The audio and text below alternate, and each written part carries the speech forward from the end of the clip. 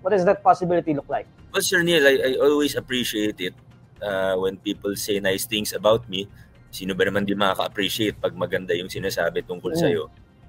But I think number one, we have to focus where we are right now.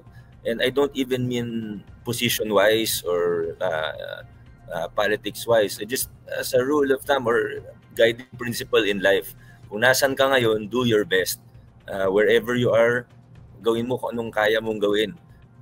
Mahirap tumingin ng masyadong malayo eh. That's number one.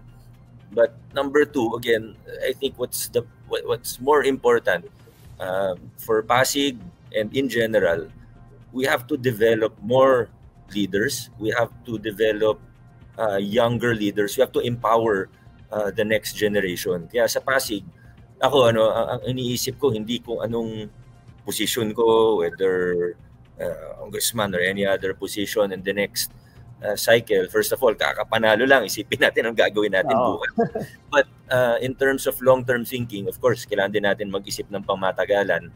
Ang pinaka-importante para sa akin, dumami palalo yung mga next generation of leaders, young leaders who are honest and capable.